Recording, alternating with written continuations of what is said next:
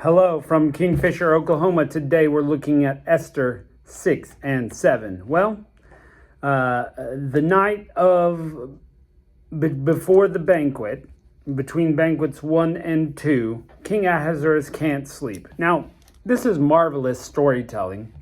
I know it's a factual event, but God is really guiding these events. And as we listen to the story unfold, we're going to see things happen just the right way.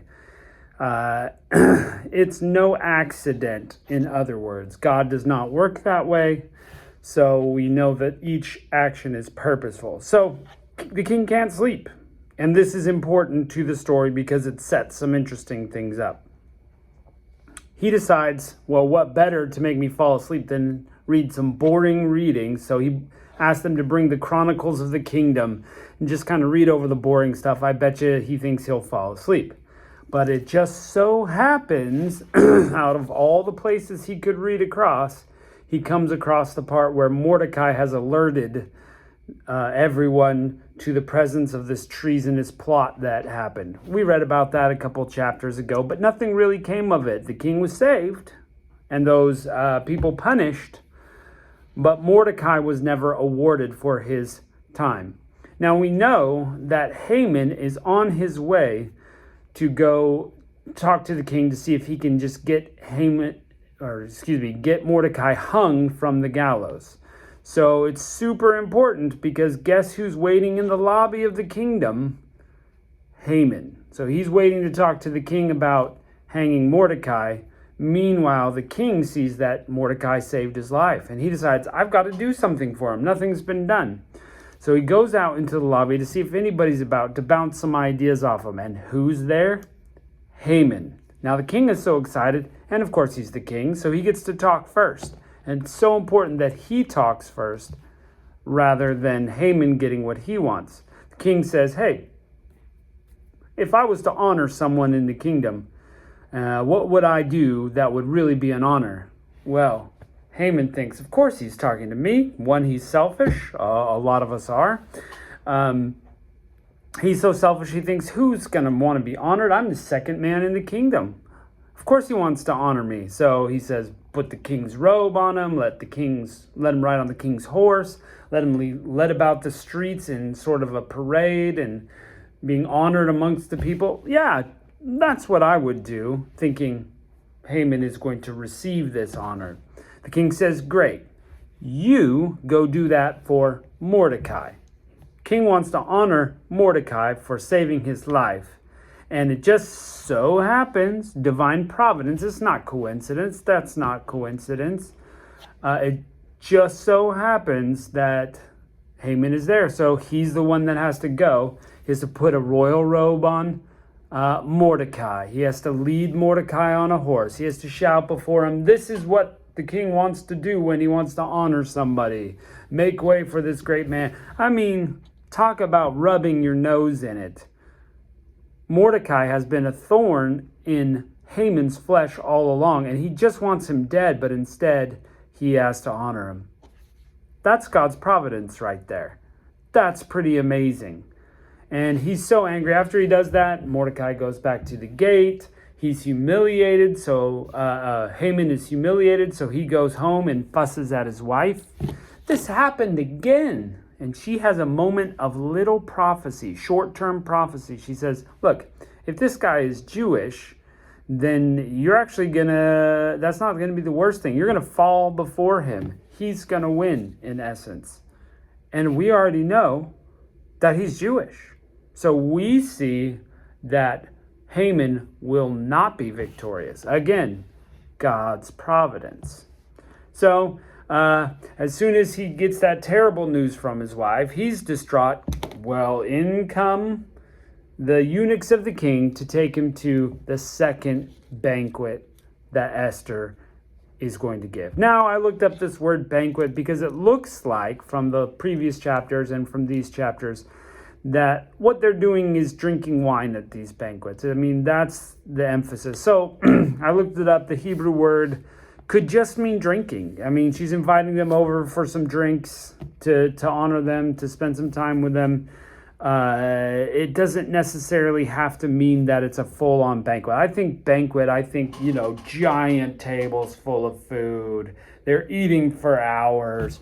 And it could have been. That word could mean banquet, so it has been translated that way. But it also could just mean, drinking together. So she could have just invited him over for a few drinks and to let him know the plan, both that day and today. So I don't know. Look it up. Tell me what you think. Put it in the comments down there. So finally, as they're drinking wine, Esther spills the beans. Look, King, the reason I've asked you here is to let you know that somebody's trying to kill us. Not just me, but my whole people are in danger. And there's one villain behind this. And the king, of course, he loves Esther. So he's like, well, who is this? We got to fix this. Because guys want to fix things. So there you go. He wants to fix it. And she says, well, it's Haman. And it dawns on everybody. The truth comes out. Esther is Jewish. Haman has been behind this whole plot to kill the Jewish people. And the king is livid. He's so angry, he walks out to blow off some steam.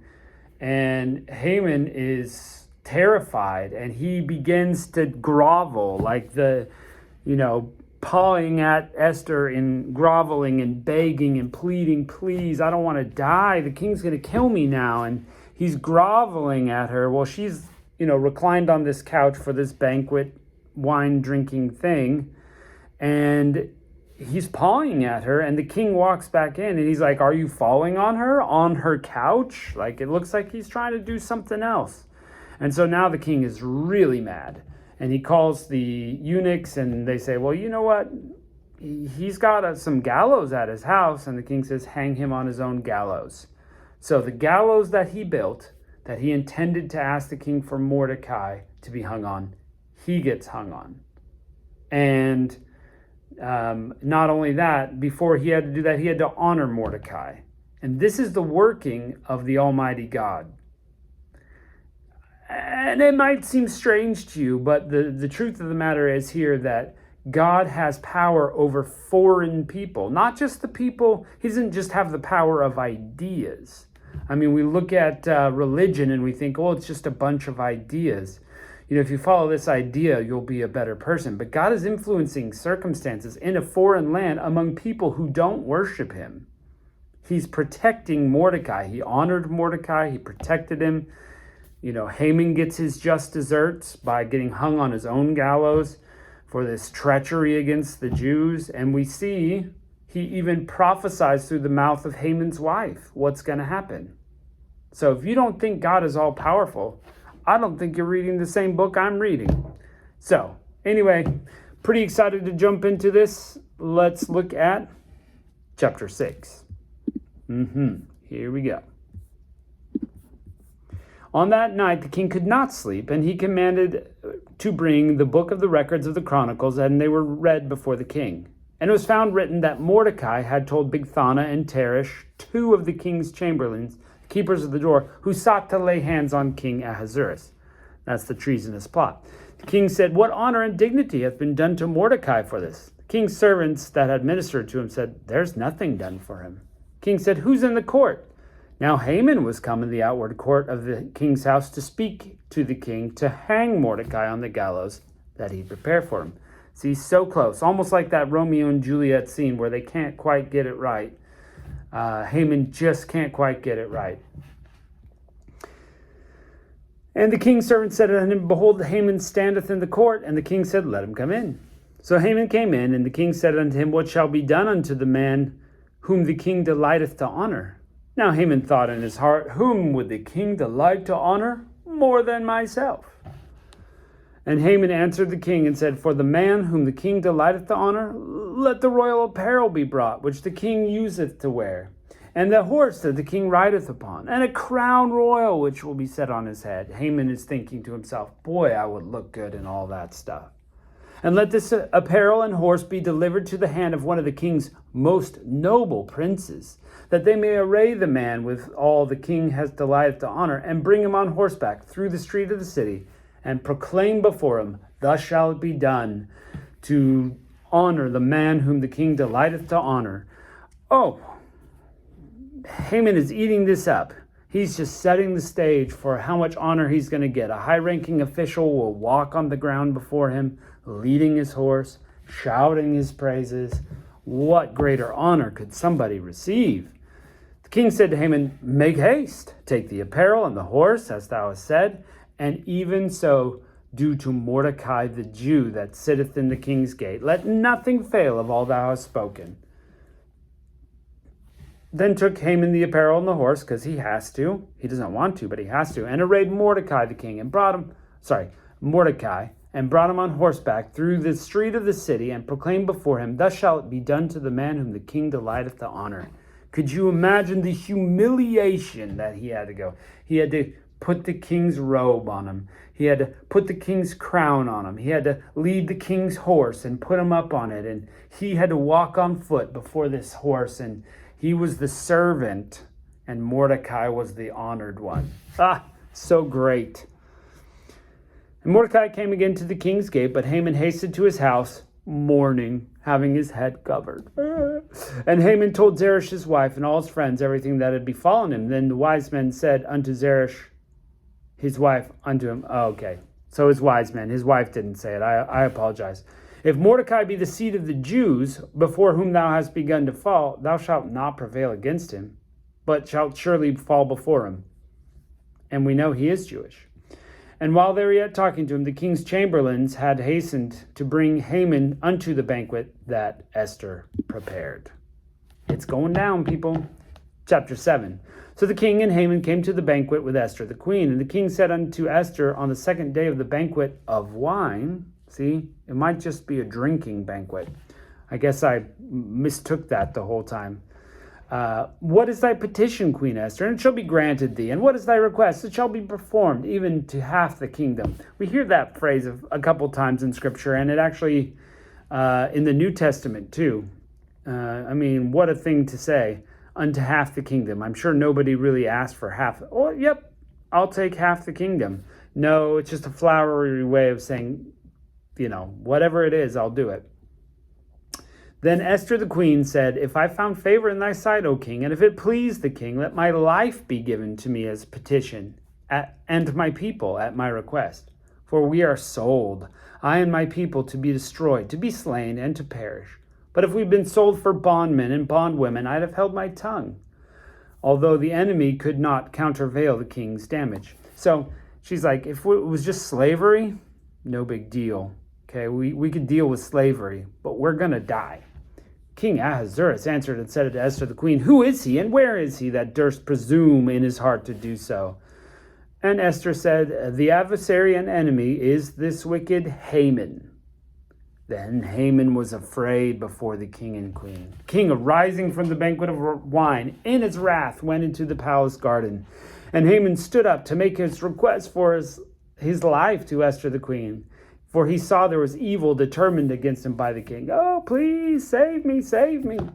The king returned out of the palace garden into the place of the banquet of wine, and Haman was fallen on the bed where Esther was. You see, they used to recline when they would banquet, and she was, relaxed on her couch, and he's on the couch begging her, please.